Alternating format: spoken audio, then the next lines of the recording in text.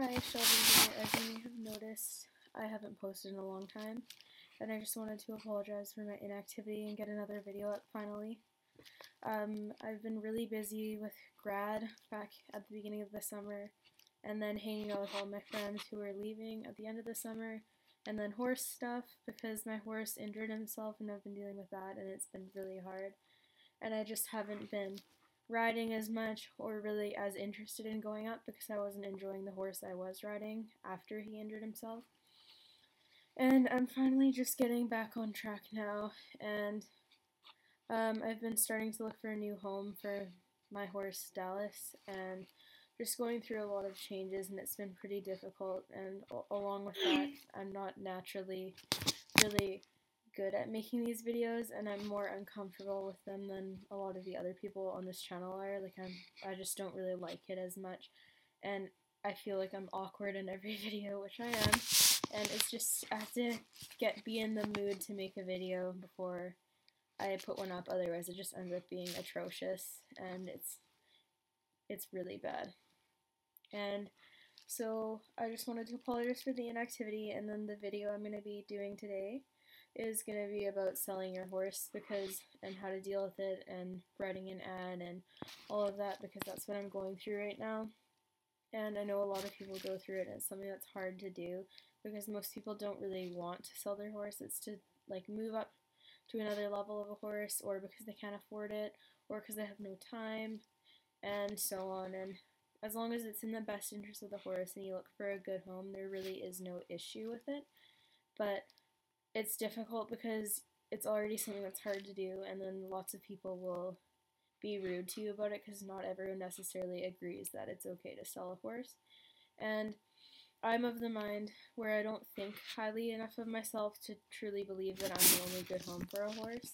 And the only reason we end up buying horses are because other people sell them.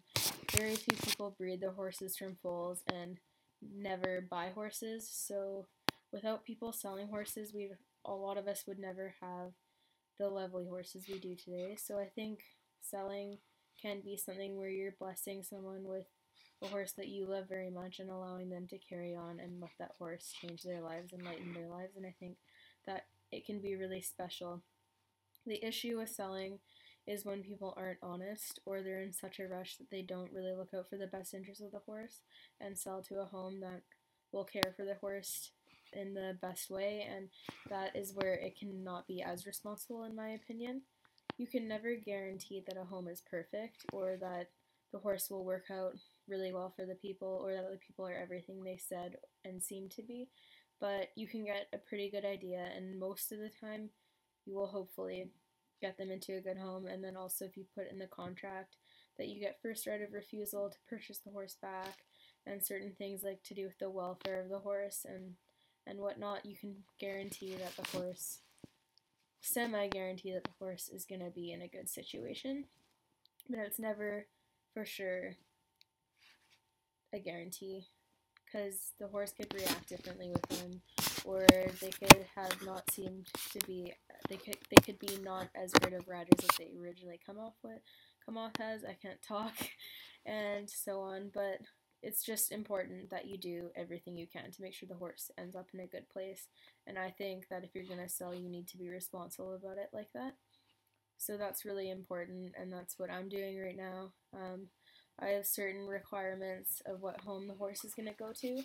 He's beginner safe, so it doesn't really matter so much the level of the rider, but it needs to be a sensitive rider that isn't going to yank on his mouth or kick the crap out of him. And also, it needs to be somewhere with turnout. I won't sell him anywhere where he's going to get stalled more than just really overnight, because he loves being outside, and if he is stalled too much, he isn't as quiet and safe as he would be when he's outside, and I don't want to sell him to someone as a beginning horse if they're going to do that. And also, he's just not as happy being stalled. He gets more anxious, and he loses weight when he's stalled because he's unhappy and he stresses.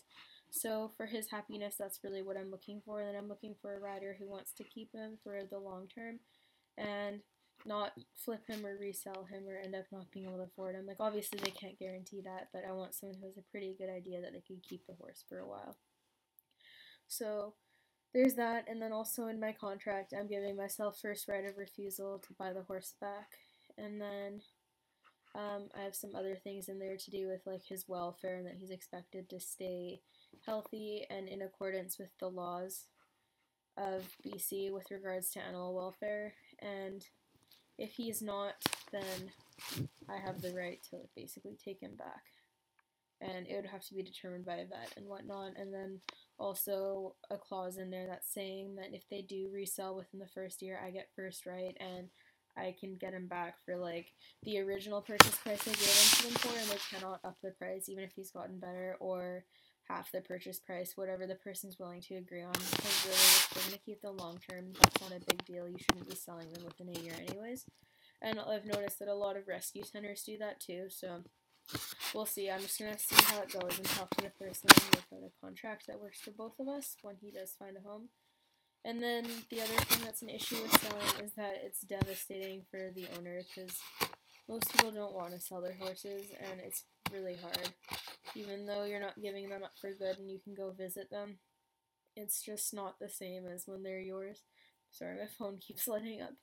But, yeah, selling is really hard. I've only really sold 2 horses that I've been really, well, sold one and I'm selling one that I really, really cared about to the point where it's just devastating to really think about it. And that would be Harley and Dallas, but it's Dallas even more so. And then the third one that I sold was a resale project, and I wasn't as upset about her because it was planned, but it's gonna be really hard. And the hardest part for me is when they get loaded up in the trailer, and yeah, I just lose it at that point. I can make all the ads and I can talk to people and show the horse to people without getting upset, and then once it's all solidified, that's when I just lose it. And with Dallas more so, I've been more upset, as you can kind of tell right now. And it's just been really hard. I don't even really like talking about it with people, and I just want to find him a good home and get it done so that I can start moving on and not being so upset. And it's just really hard. And it's harder more so because I have so many followers who are like, oh, why don't you just rehab him and keep him? And we've considered a lot of stuff and we've spoken to our vet, and I don't want to push him to the point where he might not even be sound for regular riding. I don't want to risk it with the jumping. Like, he doesn't need to be a jumper. And then where I would keep him to do trail riding, because I don't have a trailer, he just wasn't happy there unless he was in full work. And I can't guarantee that with him because I also have a 2-year-old that I'm working with, and I wouldn't do trail riding as much because it's not really training and he doesn't need to go as much, so I don't think I'd give him enough attention, and I know there's going to be someone out there that could give more to him than I can. So really that's how I'm dealing with it, is just hoping that I find someone that's such a good match that I know in my heart that it's better for him, and even though it's hard for me, I need to do it because it's best for him, and that's basically it.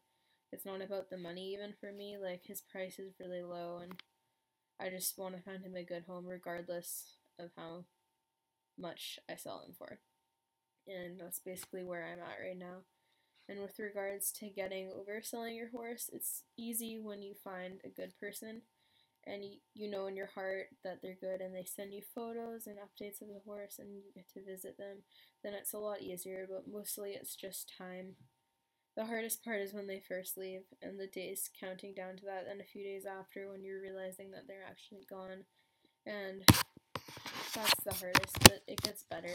And it's been easier for me even because I leased both my horses out before selling, so I got used to seeing them less, so it wasn't as big of a change, but it's still difficult because they're like your children and they're a pet, and that's what a lot of people don't get. Even though horses are expensive and like not like dogs where they live in your house, it's still like a family member that you're losing, and it's hard. And I'm really lucky to have a horse, but it doesn't take away from the fact that it's really upsetting to have to do this, and it's hard. So basically, with selling horses, give yourself time and pick a good home that you will feel good about them going to and you won't worry. And if you can get them local enough where you can visit them a lot, then that's good, but ultimately the good home's what really matters. and get references too, because then you have people like farriers and vets that are professional and wouldn't really lie for someone because it could affect their business, and that'll also help you feel more comfortable about selling them. And then with regards to ads, make sure it's professional. Don't leave out the age, height, breed, etc., skill level for the rider. Be honest when people ask you things. Don't leave anything out, because with regards to like vices and stuff that they do under saddle or what may make them not suitable for someone, they need to know, and you're just going to waste your own time and the person's time if they come look and then realize after that the horse has a vice that they're not willing to deal with. So ultimately it's just better to be like brutally honest. Like I've been so honest to the point where people have been like, wow, you're underselling your horse. That was more so with Farley because Dallas doesn't really have many vices, but yeah, I just want people to know what they're getting into before they even come look at the horse, and then maybe the horse will end up being better than what it made them come off as. But be honest, that's super important. I hate it when people lie to me because I come and find out anyways, and it's just wasting my time and the person who's showing me the horse's time. So on a personal level, when I'm going to look at horses, that's a huge pet peeve of mine because I'm not going to buy the horse anyways once I find out the vices. If they told me, I just wouldn't have come and looked. And with selling horses, I don't like wasting people's time, and I don't want anyone to buy my horse and find that he's not suitable after and then have to resell him because I want him in a long-term home. And I don't want him getting passed around because he's a lovely, lovely boy. So be honest, spell check your ads, make sure you don't leave anything really important out. You don't need to put all of their info in, obviously, and make it like a book, but you have to put the important things in, and then people can ask you about specifics. Don't lie about your horse's injuries. Don't lie about what skill level rider they can have. Don't lie about any vices they have, stable riding or otherwise. Just don't lie. And be very open to answering people's questions, and it'll ultimately land your horse in a better home. And be patient. Post your ads everywhere.